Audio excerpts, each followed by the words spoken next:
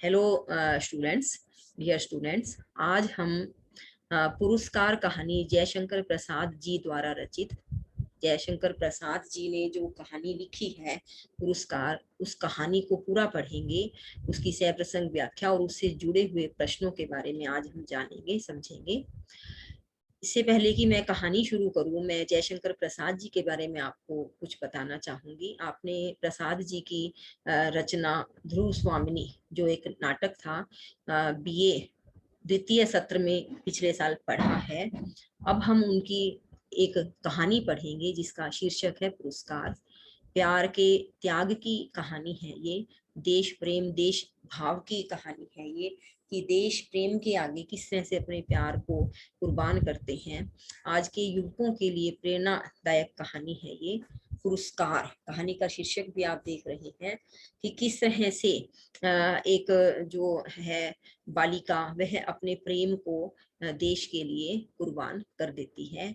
जयशंकर प्रसाद जी के बारे में यह बताना चाहूंगी कि ये हिंदी साहित्य के छायावादी काव्य धारा के 4 प्रमुख कवियों में से एक है। छायावाद के कवि चतुष्टय के नाम से एक 4 कवियों का समूह कवि चतुष्टय के नाम से जाना जाता है। उनमें से एक प्रमुख कवि जयशंकर प्रसाद है।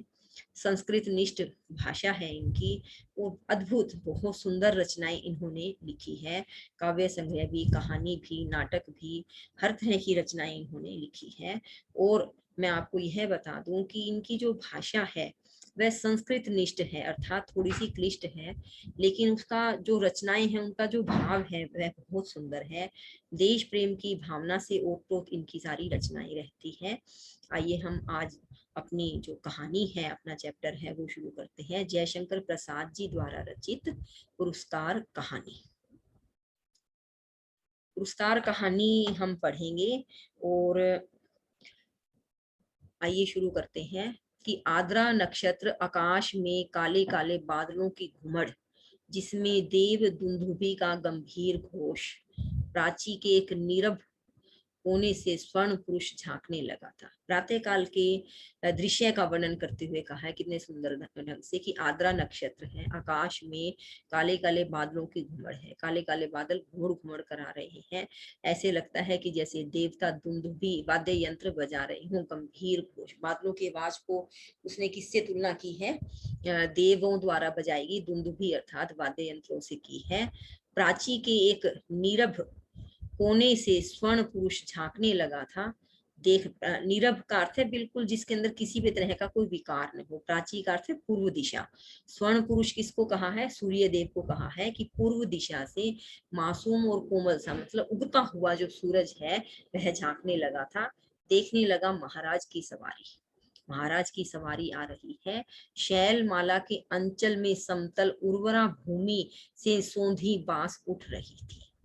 शैल माला का अर्थ है पर्वतों की श्रृंखला के आंचल में जो समतल उर्वरा धरती है, पर्वतों के बीच में जो समतल उर्वरा भूमि का अर्थ होता है उपजाऊ धरती, वहां से मिट्टी की सोंधी सोंधी खुशबू, आर पास का अर्थ है सुगंध, खुशबू आ रही थी।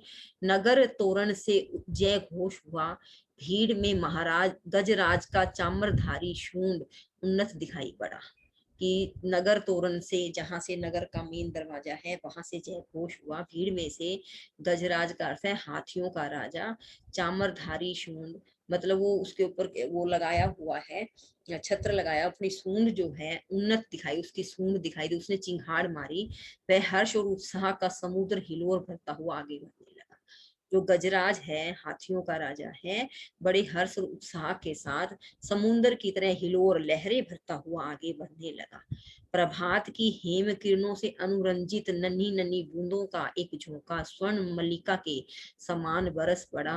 मंगल सूचना से जनता ने हर्ष ध्वनि की। देखिए, किसी उत्सव के बारे में बताया जा रहा है, किसी राज्य के, और उसमें ये बता रहे हैं कि वह उत्सव प्रातःकालीन शुरू हुआ है, जहाँ एक सोंधी सोंधी जो धरती की खुशबू है वह आ रही है। प्रातःकाल का दृश्य कैसा है कि हेम किरणों का अर्थ है सूर्य की जो किरणें हैं, नन्ही नन्ही बूंदों का झोंका, अर्थात सूर्य की जो किरणें हैं उनकी जो गर्माहट है बहुत कम है, नन्ही नन्ही बूंदों की तरह से स्वर्ण मलिका के समान बरस पड़ा। ऐसे लग रहा है जैसे स्वर्ण की मलिका का, स्वर्ण की रानी का आप कह सकते कृपा बरस रही हो। मंगल सूचना से जनता ने हर्ष ध्वनि की। इस तरह से वो कहते हैं कि हर्ष ध्वनि की, और सारे जो है आप कह सकते हैं राजा की सवारी सामने से आ रही है, कोई उत्सव है, उसके बारे में कवि ने वहां का वातावरण बताया है कि किस तरह से दिखाई दे रहा है। रथों, हाथियों और अश्वारोहियों की पंक्ति जम गई। मतलब राजा के साथ कुछ हाथी ऊपर बैठे हुए हैं, कुछ घोड़ों पर है, कुछ रथों पर है, और वो पंक्ति का अर्थ एक कतार में आए हैं। दर्शकों की भीड़ भी कम न थी। गजराज बैठ गया, सीढ़ियों से महाराज उतरे। सौभाग्यवती और कुमारी सुंदरियों ने दो दल आम्र पल्लवों से सुशोभित मंगल कलश, फूल, कुमकुम तथा खीलों से भरे थाल लिए मधुर गान करते हुए आगे बढ़े। देखिए राजा आया है, उसके साथ साथ रथों पर, हाथियों पर, घोड़ों पर जो है उसके सैनिक आए हैं, और वो क्या कहते हैं, दर्शकों की भीड़ भी कम न थी, दर्शक भी बहुत थे, और राजा के साथ आने वाला दल भी बहुत बड़ा था। गजराज अर्थात हाथी बैठा, महाराज सीढ़ी के जरिए नीचे उतरे। जो सौभाग्यवती कुमारी सुंदरियां, जो दल थे, दल का अर्थ समूह, आम्र पल्लव का अर्थ है आम्र के पत्तों से सुशोभित, मंगल कलश, फूल, कुमकुम, खील आदि के थाल लेकर मधुर गान करते हुए, मंगल गान करते हुए आगे बढ़ रहे हैं। देश काल और वातावरण, जब ये मैं आपको कुछ एक दिनों में ही जो है जल्द ही आपको कहानी की जो है तात्विक समीक्षा सिखाऊंगी, तो जब उसमें एक पॉइंट होता है बेटा देश काल और वातावरण में, किस तरह के वातावरण का लेखक ने इसमें आप कह सकते हैं शुरुआत की है, किस तरह के वातावरण का वर्णन किया है। अब देखिए महाराज के बारे में बता रहे हैं कि महाराज के मुख पर मधुर मुस्कान थी। पुरोहित वर्ग ने स्वसत्यन किया। पुरोहित वर्ग जो है वो जो अपना कहते हैं कि भी मंगल गान आदि करते हैं, और जैसे राजा के आने से जो शुद्धि आदि की जाती है कि उससे पहले राजा आए हैं उससे पहले शुद्धि की जाए, वो सारा पुरोहित वर्ग कर रहे हैं। स्वर्ण रंजित हल की मूड पकड़कर महाराज ने जूते हुए सुंदर पुष्ट बैलों को चलने का संकेत किया। बाजे बजने लगे। किशोरी कुमारियों ने खीलों और फूलों की वर्षा की। कि कोई खेती आदि से संबंधित उत्सव है, और उस उत्सव की शुरुआत महाराज कर रहे हैं। स्वर्ण रचित रंजित सोने से ढके हुए हल की मूड को पकड़ करके महाराज ने जूते हुए सुंदर पुष्ट बैलों को चलने का संकेत किया। बाजे बजने लगे। किशोरी कुमारियों ने खीलों और फूलों की वर्षा की। कौशल का यह उत्सव प्रसिद्ध था। देखिए कौशल देश का यहाँ वर्णन किया गया है, कौशल देश के राजा के बारे में बताया गया है, और यह उस देश का बहुत प्रसिद्ध उत्सव था। इस एक दिन के लिए महाराज को कृषक बनना पड़ता। उस दिन इंद्र पूजन की धूमधाम होती, गोठ होती, अर्थात सभी आपस में मिलते, पूरा जो नगर है वो इस उत्सव में शामिल होता। नगर निवासी उस पहाड़ी भूमि में आनंद मनाते। प्रति वर्ष कृषि का यह महोत्सव उत्साह से संपन्न होता। दूसरे राज्यों से भी युवक राजकुमार इस उत्सव में बड़े चाव से आकर योग देते। कौशल देश के एक प्रसिद्ध उत्सव के बारे में इस कहानी में जिक्र किया गया है। इसमें जो नियम था कि महाराज एक दिन के लिए किसान बनेंगे, और इंद्र पूजन की तरह धूमधाम होगी, गोठ होगी, नगर निवासी पूरा आनंद लेंगे। प्रति वर्ष जो है यह उत्सव मनाया जाता है, और बड़े उत्साह से संपन्न होता है। आसपास के जो दूसरे राज्य हैं वहां से भी युवक आदि जो है, राजकुमार आदि देखने के लिए बड़े चाव से इस उत्सव में आते थे। मगध का एक राजकुमार अरुण अपने रथ पर बैठा बड़े कुतूहल से यह दृश्य देख रहा था। अब लेखक ने पहले यह जिक्र किया कि अन्य राज्यों से युवक राजकुमार आदि आते थे, फिर एक आप कह सकते हैं विशेष राजकुमार के बारे में जिक्र किया कि मगध का राजकुमार अरुण अपने रथ पर बैठकर कुतूहल से यह दृश्य देख रहा था। बीजों का एक थाल, बाल नहीं आएगा बेटा, थाल आएगा, लिए कुमारी मधुलिका महाराज के साथ ही। बुक में भी एक आध छोटी मोटी गलती आ जाती, इसको आप थाल कर लिए, थाली जैसे होती है ना थाल। बीज बोते हुए महाराज जब हाथ बटाते तब मधुलिका उनके सामने थाल कर देती। यह खेत मधुलिका का था जो इस साल महाराज की खेती के लिए चुना गया था, इसलिए बीज देने का सम्मान मधुलिका ही को मिला। वह कुमारी थी, सुंदरी थी। कोशीय वसन उसके शरीर पर इधर उधर लहराता हुआ स्वयं शोभित हो रहा था। अब देखिए इसमें दो तीन बातें अब तक आपने पढ़ी कि जैसे ही महाराज उत्सव के लिए आ रहे हैं तो उस समय का वातावरण और दृश्य कैसा था। फिर उन्होंने ये बताया कि महाराज ने किस तरह से हल को पकड़ करके बैलों को चलने का संकेत दिया, अर्थात जो खेती करने का कार्य था वह महाराज ने शुरू किया। और किस तरह से मंगल गान गाए गए, फूलों की वृष्टि की गई, ये सब देखा। फिर उसके बाद कौशल प्रदेश के उत्सव के बारे में बताया कि यह किस तरह से मनाया जाता है, कैसे कैसे होता है। और साथ में ही बीच में लेखक ने मगध के राजकुमार अरुण की चर्चा भी की है। और अब जो महाराज कार्य कर रहे हैं और वो है वहां की जो प्रथा है, चलन है, उसके बारे में बता रहे हैं कि जो कुंवारी मधुलिका है वह महाराज के साथ है। बीज बोते महाराज जब भी हाथ बटाते तो फिर बढ़ाते तो मधुलिका क्या करती है, थाल आगे करती है, मतलब बीजों की थाली मधुलिका के हाथ में है। क्यों है? क्योंकि जिस खेत को महाराज इस वर्ष खेती के लिए चुना है, जिस खेत में महाराज खेती कर रहे हैं, वहां पर वो खेत किसका है? मधुलिका का है। और महाराज उनको जो बीज देने का सम्मान है वह मधुलिका को ही मिला है। अब मधुलिका के सौंदर्य के बारे में लेखक कह रहा है कि वह कुंवारी थी, सुंदरी थी। कोशेय वसन का अर्थ है कपड़ा, कोशेय का अर्थ है जो भगवा सा बड़ा सुंदर सा कलर होता है, सूर्य के जैसा कलर होता है, सुभ्राते कने लाल और थोड़ा सा आप कह सकते हो पीला सा रंग मिला करके उसके शरीर पर इधर उधर लहराता हुआ शोभित हो रहा था। वह कभी उसे संभालती और कभी अपने रूखे अलकों को, अर्थात रूखे अलक का अर्थ है रूखे खिले हुए बालों को। कृषक बालिका के शुभ्र भाल पर श्रम कणों की भी कमी न थी। शुभ्र का अर्थ है सुंदर, शुभ भाल का अर्थ है माथे पर, श्रम कणों का अर्थ है पसीने से, मेहनत से आने वाले पसीने की बूंदों की भी कमी न थी। वे सब व्रोनियों से गुथे जा रहे थे, पसीना जो है उसकी अलकों में आदि में गुथे जा रहा था। सम्मान और लज्जा उसके अधरों पर मंद मुस्कुराहट के साथ सिहर उठते, अर्थात बालिका की शोभा का वर्णन करते हुए कहते हैं कि इस तरह का उसने वस्त्र पहना था जो लहरा रहा था, रूखे बाल थे, उन्हें संभाल रही थी। जिस तरह की खेती करते वक्त आम कृषक बालिकाओं की शोभा होती है, उसके माथे पर पसीने की बूंदे थी जो उसकी मेहनत से आई थी, और उसके सम्मान में लज्जा और अधर पर मंद मुस्कुराहट साथ साथ थी। किंतु महाराज को बीज देने में उसने शिथिलता नहीं की। वह थकी हुई सी थी लेकिन महाराज को बीज बिल्कुल बराबर दे रही थी, अच्छे से अपनी काम को कर रही थी। सब लोग महाराज का हल चलाना देख रहे थे विस्मय से, कुतूहल से। और अरुण देख रहा था कृषक कुमारी मधुलिका को। आह, कितना भोला सौंदर्य, कितनी सरल जीवन। अब जो आप अब तक की कहानी पढ़कर जान ही गए होंगे कि मधुलिका इस कहानी की नायिका है, प्रमुख पात्र है, और जो अरुण है वह इस कहानी का नायक है। अब जैसे कि वो उसकी सुंदरता को देखकर उसमें मोहित हो रहा है, कितनी सरल चितवन है, कितना भोला सा सौंदर्य है। अरुण यह बात देखकर अपने मन में सोच रहा है। बाकी सब जो है जितनी भी प्रजाजन थे वो सब क्या कर रहे थे, महाराज का हल चलाना देख रहे थे। उत्सव का प्रधान कृत्य समाप्त हो गया। कृत्य का अर्थ है कार्य।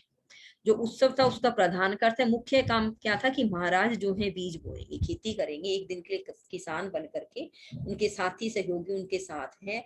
और जो बीज पकड़ाने का काम है वह व्यक्ति ही करता था, जो व्यक्ति अपनी भूमि जो है खेती के लिए महाराज को दे रहा है। अर्थात जिस व्यक्ति की भूमि धरती उस साल महाराज की खेती के लिए चुनी जाती है उसे ही यह सम्मान मिलता। तो इस साल मधुलिका की जो धरती है, जमीन है, वह महाराज की खेती के लिए चुनी गई है, तो वह बीज पकड़ा रही है। उसके स्वाभाविक सौंदर्य का लेखक ने बड़ा ही सुंदर चित्रण किया है।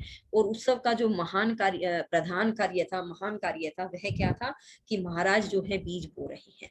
महाराज ने मधुलिका के खेत का पुरस्कार दिया, थाल में कुछ स्वर्ण मुद्राएं, वह राजकीय अनुग्रह था। मधुलिका ने सारी थाली सिर से लगा ली, किंतु साथ उसमें की स्वर्ण मुद्राओं को महाराज पर न्यौछावर करके बिखेर दिया। मधुलिका की उस समय की ऊर्ज्वस्वित मूर्ति लोग आश्चर्य से देखने लगे। महाराज की भ्रुकुटी भी जरा चढ़ी ही थी कि मधुलिका ने सविनय कहा। कि उत्सव का प्रमुख कार्य तो खेती करना था, महाराज ने वह काम कर दिया। और जिसका खेत था उसको महाराज हर फिर पुरस्कार देते हैं, तो मधुलिका को भी पुरस्कार दिया गया। थाल में कुछ स्वर्ण मुद्राएं दी गई, राजकीय अनुग्रह था, राजा के द्वारा दी गई कृपा थी, मतलब राजा ने किसी पर कृपा की थी। अनुग्रह का अर्थ है कृपा।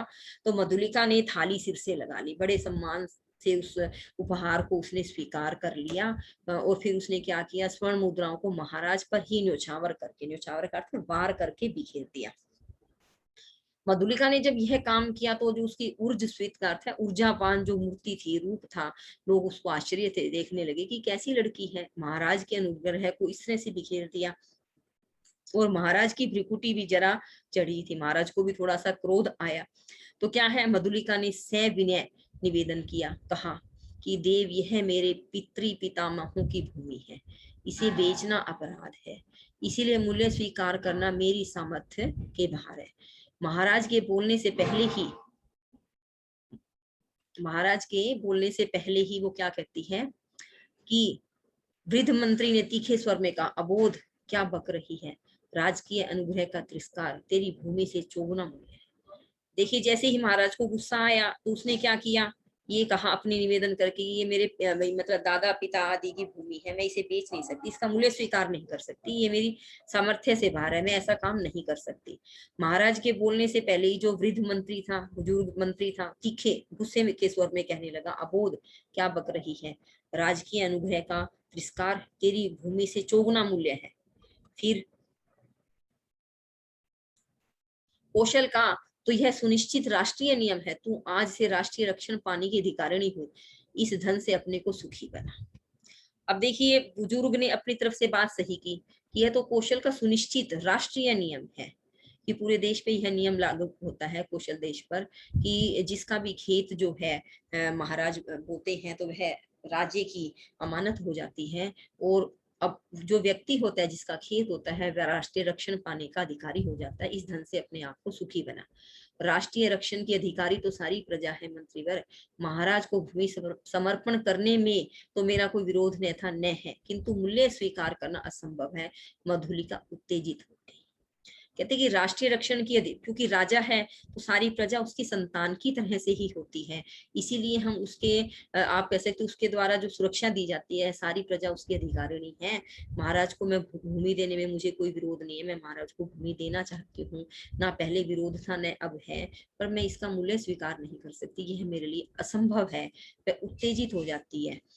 उत्तेजित होने का अर्थ है कि उसके अंदर भी थोड़ा सा क्रोध जैसा भाव आने लगता है। महाराज के संकेत करने पर मंत्री ने कहा, देव वाराणसी युद्ध के अन्यतम वीर सिंह मित्र की यह एकमात्र कन्या है। महाराज चौंक उठे, सिंह मित्र की कन्या, जिसने मगध के सामने कौशल की लाज रख ली थी, उसी वीर की मधुलिका कन्या है। अब महाराज जैसे ही कुछ बोलते संकेत किया तो महाराज ने के मंत्री ने यह बात सबको अवगत कराई कि जो वाराणसी का युद्ध के अन्यतम वीर सिंह मित्र की एकमात्र कन्या है। मधुलिका के पिता का नाम क्या है? सिंह मित्र, जो देशभक्ति के लिए जिन्होंने अपने प्राण कुर्बान कर दिए थे। सिंह मित्र की कन्या जिसने मगध के सामने कौशल की लाज रखी थी, उसी वीर मधुलिका की कन्या बहुत वीर है। हाँ देव, सविनय मंत्री ने कहा। इस उत्सव के परंपरागत नियम क्या है मंत्रीवर? महाराज ने पूछा। देव, नियम तो बहुत साधारण है, किसी भी अच्छी भूमि को इस उत्सव के लिए चुनकर नियमानुसार पुरस्कार स्वरूप उसका मूल्य दे दिया जाता है, वह भी अत्यंत अनुग्रह पूर्वक, अर्थात भू संपत्ति का चौगुना मूल्य उसे मिलता है। उस खेती को वही व्यक्ति वर्ष भर देखता है, वह राजा का खेत कहा जाता है।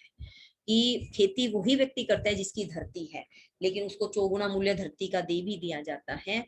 और ये जो है खेती वर्ष भर करता रहेगा, पर उससे खेत अब उसको राजा का कहा जाता है, अर्थात धरती अब उसकी नहीं रहती। यही साधारण सा नियम है। महाराज को विचार विमर्श संघर्ष से विश्राम की अत्यंत आवश्यकता थी। महाराज चुप रहे, जय घोष के साथ सभा विसर्जित हुई, सब अपने अपने शिविरों में चले गए। किंतु मधुलिका को उत्सव में फिर किसी ने न देखा। वह अपने खेत की सीमा पर विशाल मधुक वृक्ष के चिकने हरे पत्ते की छाया में अनमनी चुपचाप बैठी रही। कहते कि उत्सव समाप्त हो गया। महाराज भी जो है विचार करना चाहते, उनके मन में भी विचारों का संघर्ष हो गया था, तो उन्हें ऐसा लगता था कि उन्हें विश्राम की अत्यंत आवश्यकता है, इसलिए वो चुप रहे। अर्थात जो विचार विमर्श चल रहा था, जो बातचीत चल रही थी, महाराज को लग रहा था कि वे उसको और ज्यादा बड़ा न करें, इसलिए वो चुप रहे। जय घोष हुआ, महाराज की जय, और सभा विसर्जित अर्थात समाप्त हो गई। सब अपने अपने शिविरों में चले गए। जो भी आए हुए थे अतिथि गण आदि, जो आप कह सकते उसी देश के वासी थे, जो प्रजाजन थे, वो सब अपने अपने घरों में शिविरों में अपने अपने स्थान पर चले गए। किंतु मधुलिका को उत्सव में फिर किसी ने न देखा। मधुलिका को उत्सव में किसी ने नहीं देखा। वह अपने खेत की सीमा पर विशाल मधुक वृक्ष के चिकने हरे पत्तों की छाया में अनमनी का अर्थ है कि उसे अपनी सुध बुध नहीं है, न उसे सुख महसूस होता है, न तो अनमन अवस्था वो अवस्था होती है जब इंसान को सुख बुध दोनों नहीं, अर्थात वह अपने सुध बुध में नहीं होता। शरीर से बैठा है लेकिन दिल और दिमाग उसका कहीं और होता है। इस तरह से चुपचाप बैठी रही थी। अब देखिए, अब तक की आपने जो कहानी पढ़ी है, आपको इसके बारे में थोड़ा-सा मैं फिर से एक बार कंक्लूड कर दूँ और फिर उसके बाद मैं आपको आपके प्रश्न उत्तर पूछने के लिए जो है आपको मौका दूँगी। पूरी कहानी में अब तक आपने पढ़ा है कि कौशल देश का एक वार्षिक उत्सव है, जिसमें किसी की भी अच्छी धरती को खेती के लिए चुन लिया जाता है और साल में एक बार महाराज कृषक बनकर वहाँ खेती करते हैं।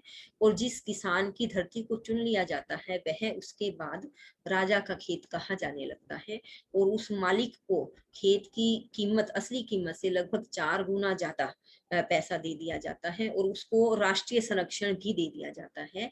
तो इस वर्ष जो है मधुलिका, जो कि राजा के एक जो सैनिक लगा लिए या कि उनके अच्छे जो हैं वीर सैनिक लगा ली, सिंह मित्र की कन्या है मधुलिका जिसका नाम है। और उसके पिता ने राजा और अपने राज्य के, अपने देश के लिए अपने प्राण तक न्यौछावर कर दिए थे।